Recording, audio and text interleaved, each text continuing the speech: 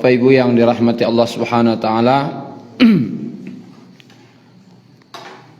kita lanjutkan balik yaitu sirah nabawiyah, yang mana terakhir kali pembahasan kita adalah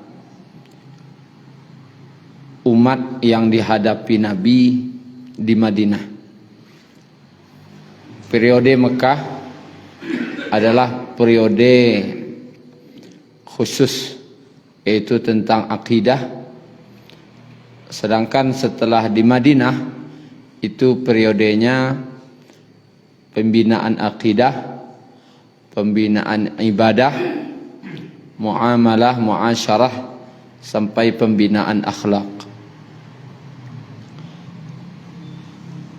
Di Madinah ini Nabi lebih kurang 9 tahun.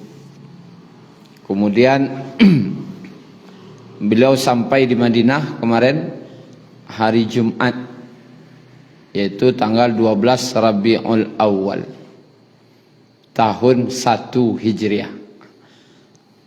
Di tanggal 1 Hijriah itu pertama Nabi datang itu 12 Rabiul Awal.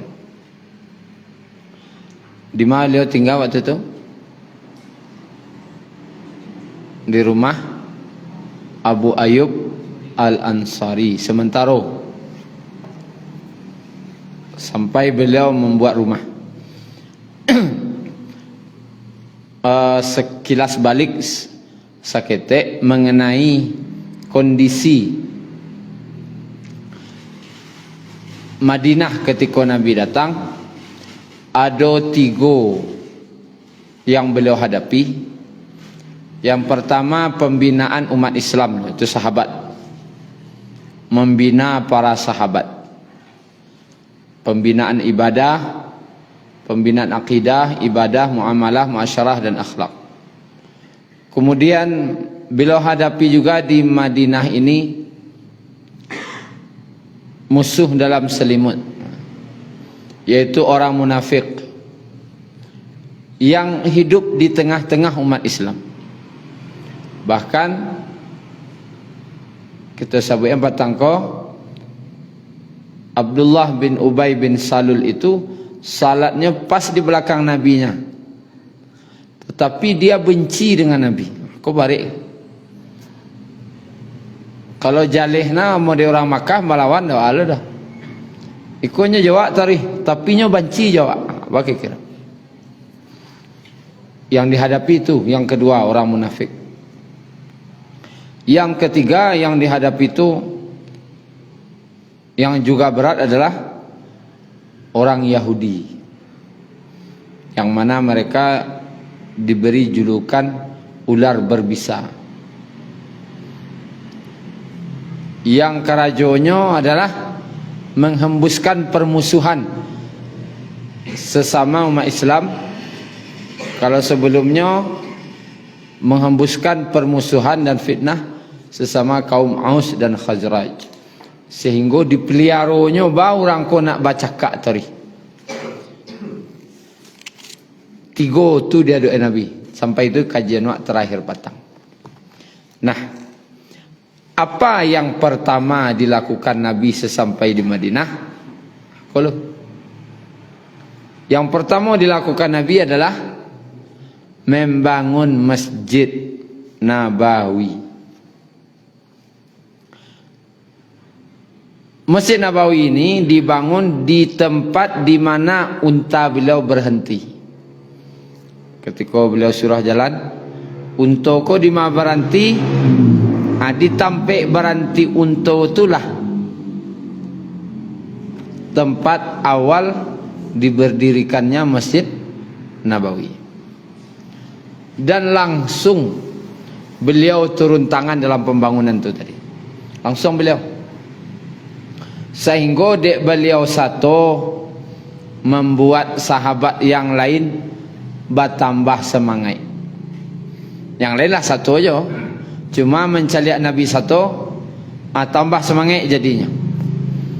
Jadi kalau ada gotong royong Nyak Wali turun tangan, sagan lu orang tak ke satu, Nyak Wali sesatu sagan wak.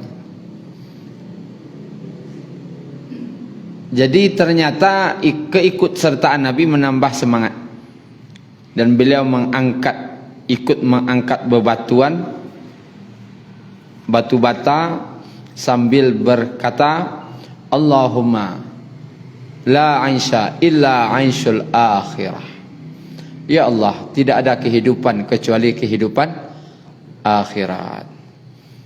Ketika melihat Nabi bekerja, maka orang-orang Ansar bersyair, jika kita duduk sedangkan Nabi bekerja, maka ini merupakan perbuatan kita yang sangat sesat. Kalau bahasa awaknya,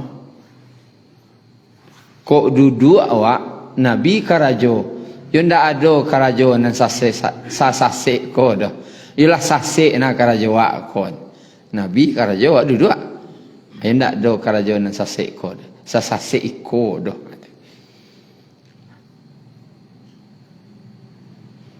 Bara gadangnya Pak. Itu pertama. Pembangunan Masjid Nabawi pertama kali dibangun itu, gadangnya disebutkan dari berbagai riwayat. Pertama kali itu ampe puluh kali 50. Segadang masjid mat. Cari masjid nang gadang ampe puluh kali 50. Gadang tu nak? Gadang. Kalau masalah kau 10 kali 10, ampe puluh kali 50, berarti lebih kurang 5 kali ko lah kadang. Ada yang ngecen 50 kali 50. Dan sebelum beliau meninggal diperluas. Bara lawehnya ketika Nabi meninggal diperluas di zaman Nabi, yaitu 50 kali 60. Itu pas beliau meninggal 50 kali 60. Arah kiblat kama ke Baitul Maqdis. Jadi kiblat dulu lalu ke Makkah lah. Arah kiblat ke Baitul Maqdis. Bara lamonya 16 bulan.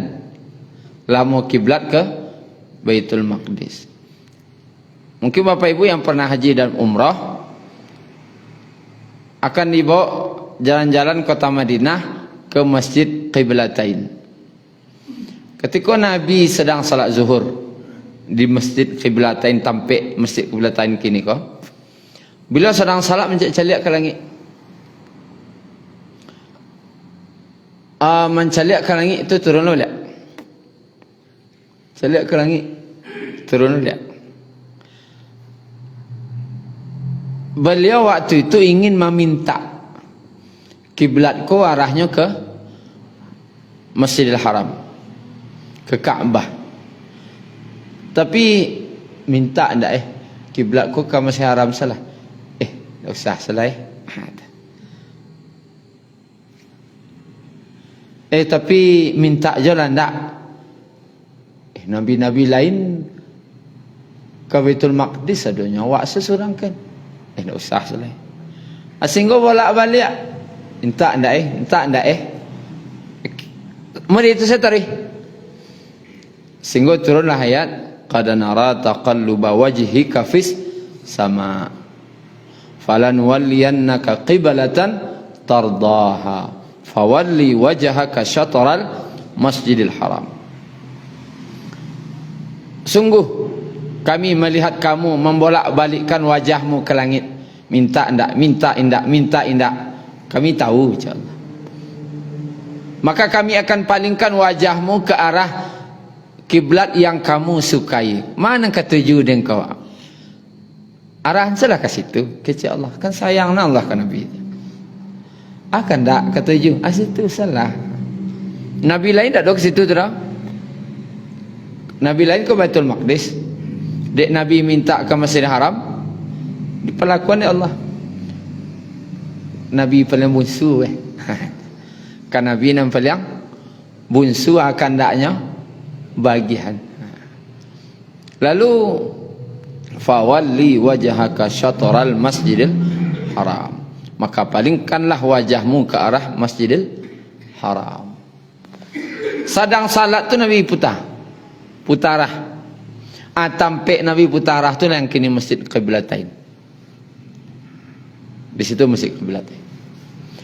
Setelah itu heboh. Siapa buat heboh? Yahudi. Orang Yahudi ko kan kerajaan tukang asuh. Suku buat heboh. Heboh sahebo-hebohnya. Andi hebohnya ala batuka agama Muhammad tu kini. Itu kecil orang Yahudi. Batu. Ndak sama agama je nabi-nabi nan dulu dah. Nabi-nabi nan dulu kiblatnya ke Baitul Maqdis. Naninyo ke Kaabah. Ndak sama agama je nabi nan dulu. Disebarkannya isu mereka itu. Kena ya gulu awak dina. Awak asal ndak hidup zaman Nabi, bala perasaan sahabat waktu itu kira tu. Sehingga terjadilah pertengkaran sahabat orang Yahudi. Sampai perdebatan tu namanya orang bodoh sama orang bodoh sama ndak tahu cakap aujangnya. Orang ndak tahu sama ndak tahu pada baik aujangnya. Tinju lah. Bertinju. Ane ni perdebayan. Mana dulu kak yo? Masjidil Haram atau Masjid Baitul Maqdis? Mana dulu? Mana dulu Pak? Dia orang kok sama tak tahu tu sama karya ngok asalnya. Ujung-ujungnya mengalai batinju. Dia batinju melaporkan ke Nabi. Melaporkan Nabi. Akhirnya Nabi pun tak tahu mana dulu dibangun dek Nabi Ibrahim. Baitul Maqdis dulu dibangun ke atau Masjid Haram? Masjid Aqsa atau Masjid Haram? Mana dulu? Nabi pun tak tahu. Sehingga diturunkan wahyu.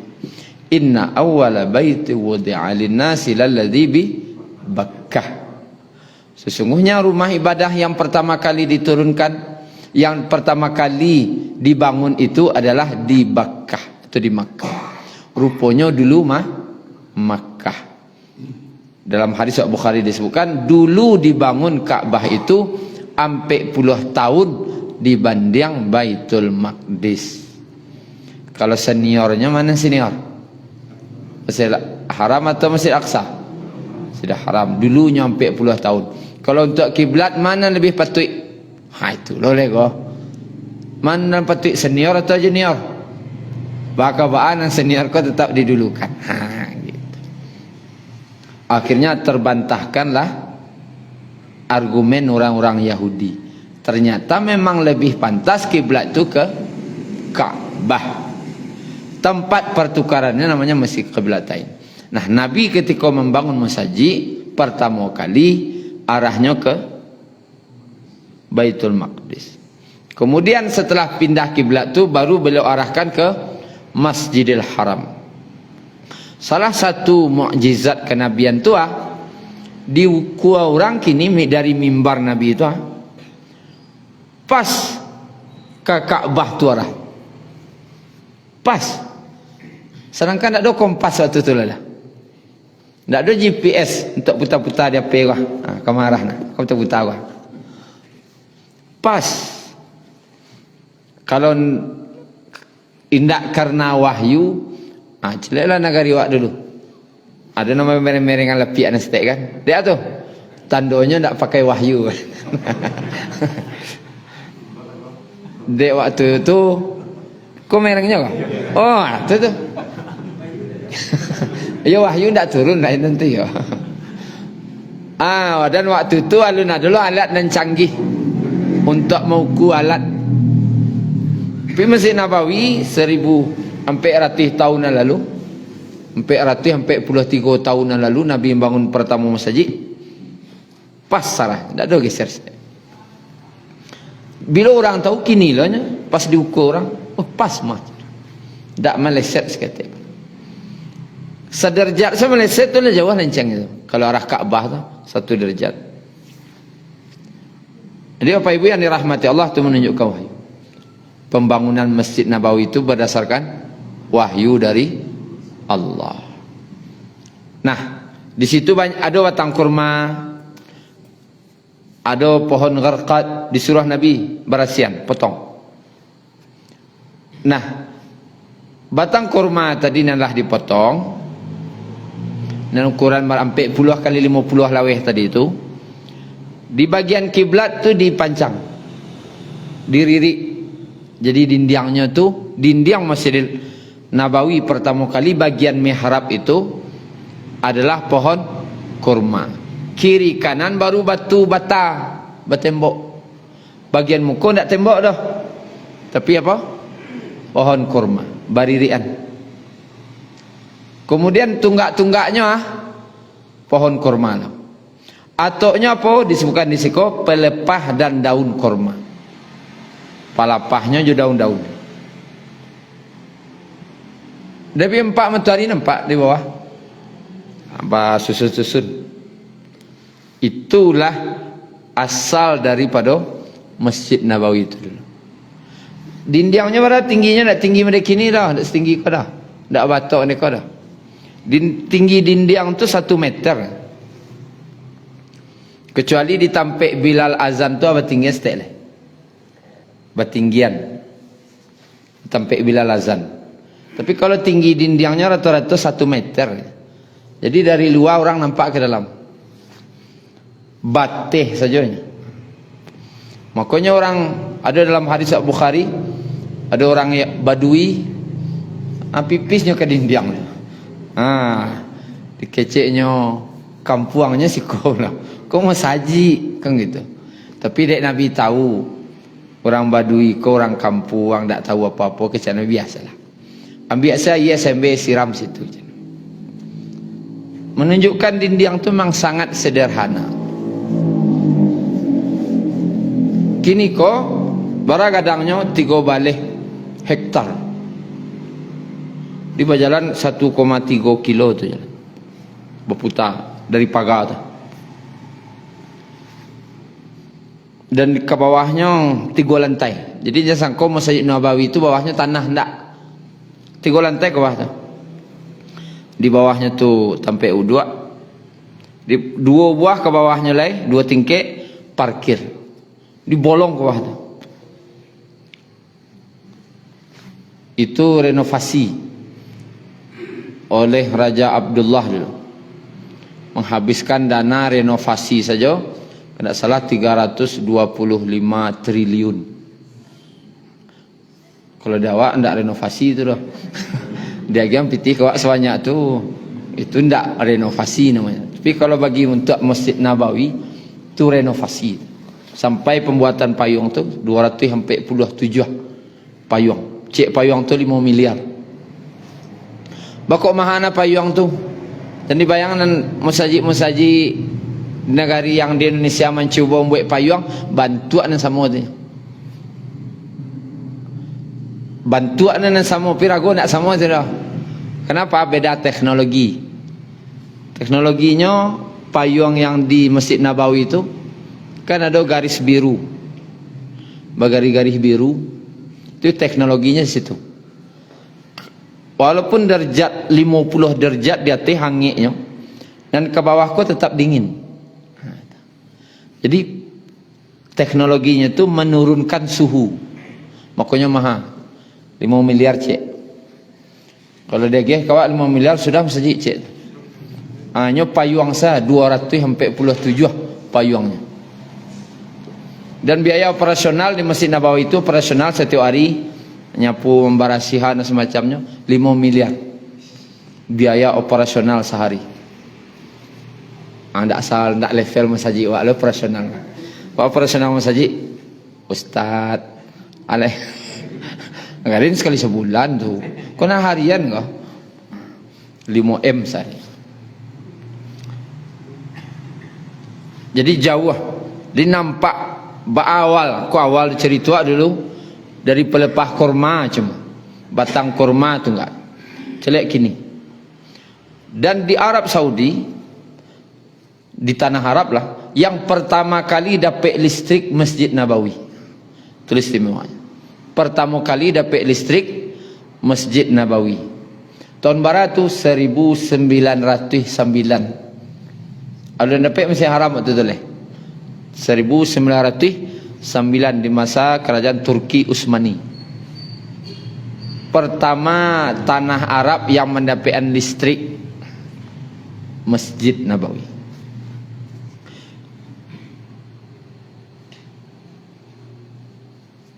Kalau dulu pembangunannya sampai puluh kali 50, kalau kini berapa?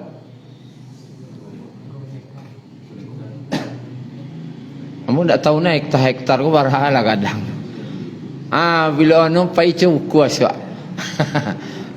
Nan biasa bakabun jaleh ni berapa hektar lawih na do. Cuman dia paniang bakal liang lah tu tu dah jauh jalan ni lah. Alah sawali. Ada jemaah umrah dulu orang Medan. Besok kita ziarah ke makam Rasulullah. Hotelnya di belakang masjid. Di bagian belakang masjid. Di mana Ustaz? Makam Rasulullah. Di depan. Oh dekatnya, depan masjid. Ya. Nyalah tu ama-ama. Jauh lagi Ustaz. Depan. Kalau latih kaki. Jauh lagi Ustaz. Depan. Jauhnya. Sangko na muka masjid kampuangnya. Di muka masjid macam kan. Takana di masjid kampuangnya. Dari belakang muka sental tiba kan. Rupanya lawa jalan 2 kali na meranti. Jauh lagi Ustaz. Memang jauh dari belakang aja kamu muka. Terasa jauh.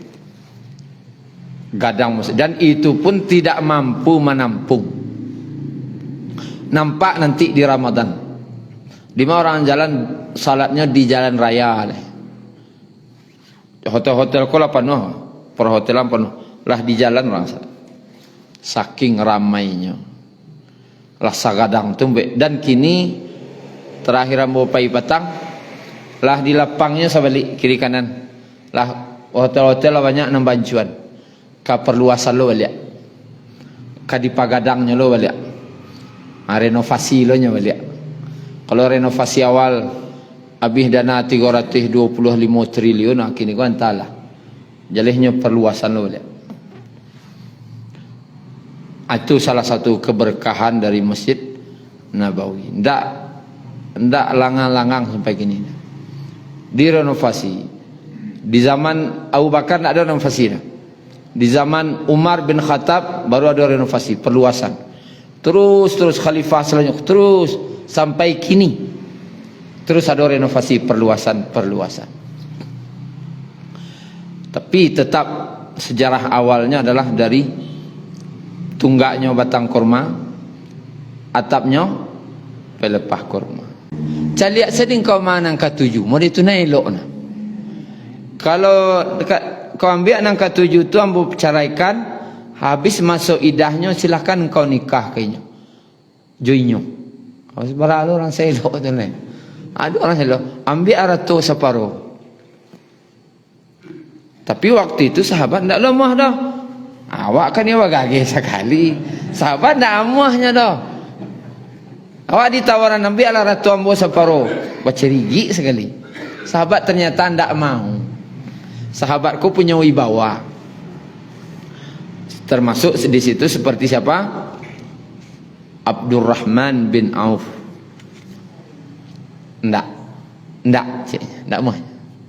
Tunjukan saya di mana apa saja. Biar ambo mah manggalih ketek-ketek kan kaki 5 gitu. Tapi kamu narimo gadang separuh langsung untuk ambo ndak. Tu sahabat levelnya. Untung ndak kawak. Kalau awak nanti bawa kata tu, ibu awak sahabat Ansar. Ibu awak dia kata. Boleh orang dia buatnya kan awak tiba tu. Tapi sahabatnya punya harga diri. Kemudian Bapak Ibu yang dirahmati Allah,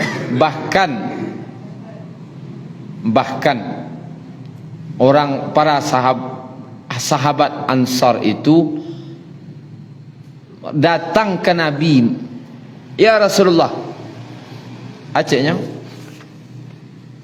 bagikanlah pohon kurma kami dengan sahabat Ansar, orang Muhajirin. Kau salah bagi.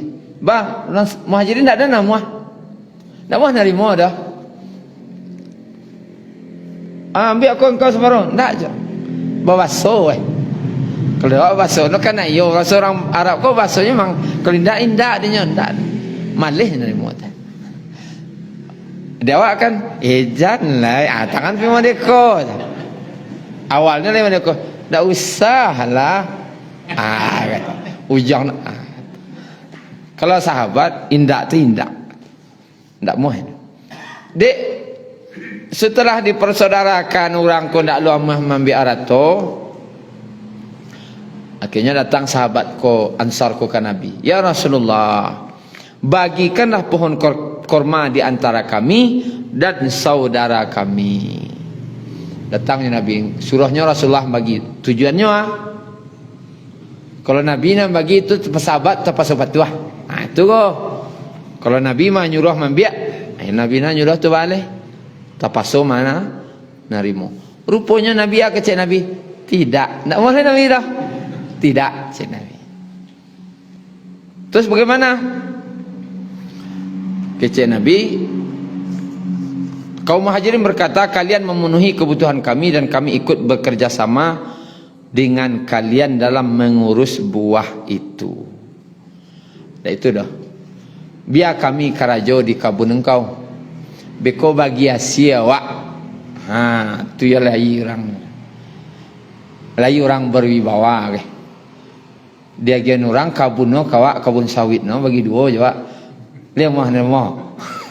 Celiakan yang salah muasan. Kabun sawitnya 10 hektar. 5 hektar serang wak. Dah sendak kau nulak gitu. Sahabat nulaknya. Nah itu dah. Biar kami karajo di kabun engkau. Bekuasianya babagi wak. Ko asli orang punya di bawah. Dek mode itu cara pembagiannya. Maka orang sahabat Ansar menjawab, sami'na wa ta'an. Tak mau orang ko dia giah rumah. Nyo nak karajo jodinyo. Mana Nabi manggalehnya. Mana Nabi bakabunnya. Dan ada pula di antara sahabat Ansar tu yang tak punya keluarga. Nyesurang. Maka dia pun tak mau lalok di rumah sahabat tu. Di mana lalok? Musaji. Makanya ada ahlus suffah. Lebih kurang di awal-awal Islam tu 70 orang. Lebih kurang. Ahlus suffah tu. Nyo lalok di musaji, makan minumnya di musaji. Sampai bila? Sampai nyo dapat karajo, sampai nyo dapat istri lo orang situ. Lah punya istri nyo lah punya karajo nyo, lah buat rumah surang lo nyo. Dan makin lama makin berkurang. Kalau adalah kini makan perai di musaji kah? Makan perai, minum perai, lalok perai. Tu hari. Tambah banyak isi musaji kalau negari awak. Tu ya. Makan perai, lalok perai. Sekarang perai. Dia siang lo tampik no. Makin hari tidak berkurang itu dah. Di zaman Nabi awalnya memang 70 Cuman dengan berjalannya waktu berkurang sampai habis. Tiada pada ahli sufah. Tinggal sampai alai menerima tamu saja. Ada tamu dari luar di situ. Barang harinya situ lagi makannya, minumnya. Tapi yang ahli sufah tidak. Mereka punya wibawa. Tidak muahnya asilahnya. Manampuang sendak le dinyo dah. Diagiah sendak lo muahnya dah. Kalau kabar agiah abakar jauh bagi asia wak. Kalaupun ka idik surang tak ada nang kama nolong sementara lo nyo malaki lailo rasaki ya. Itu prinsip orang. Itu kira-kira Bapak Ibu yang dirahmati Allah Subhanahu wa taala, sehingga hiduplah Masjid Nabawi itu yang membuat marah orang munafik dan orang Yahudi apa? Sejak ada masjid itu. Tidak salah dah. Bertemunya budak kulit hitam, kulit putih, orang yang keturunan bangsawan, juga keturunan menengah, juga keturunan bawah, orang biasa diciek tampek. Salamoko orang Arab sangat menjago tu. Orang nan buliah masuk ke rumahnya level-levelinyo lah buliahnya. Ndak selevel je pacong dah isa masuk ke rumah beliau. Siapa? Orang berbuah kadai buah. Nan sama banyak kadai, nak boleh tibanya. Kali kaki lima dah sama masuk ke rumah tu. Tu kira-kira. Itu yang membuat orang Yahudi kau bilang, orang munafik. Dicek sampai berkumpul seluruh lapisan dan golongan. Iko berarti menghancurkan fanatisme dan sukuisme. Fanatik cek, suku cek, kesukuan cek. Sehingga seluruh suku, seluruh ras bisa dicek tampe. Itu yang mengejutkan bagi orang-orang Arab awal-awal dulu. Dan sampai kini siso-siso itu masih ada.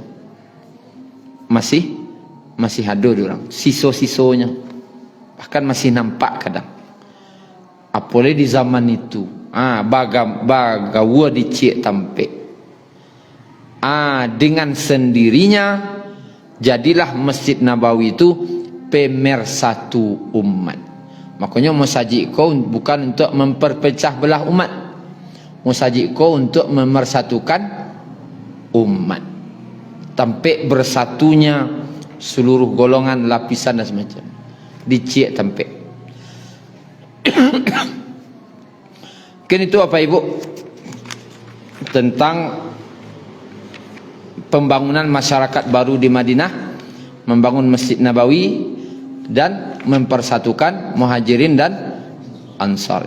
Syukran ya Rabbi, syukran hadaita qalbi, syukran.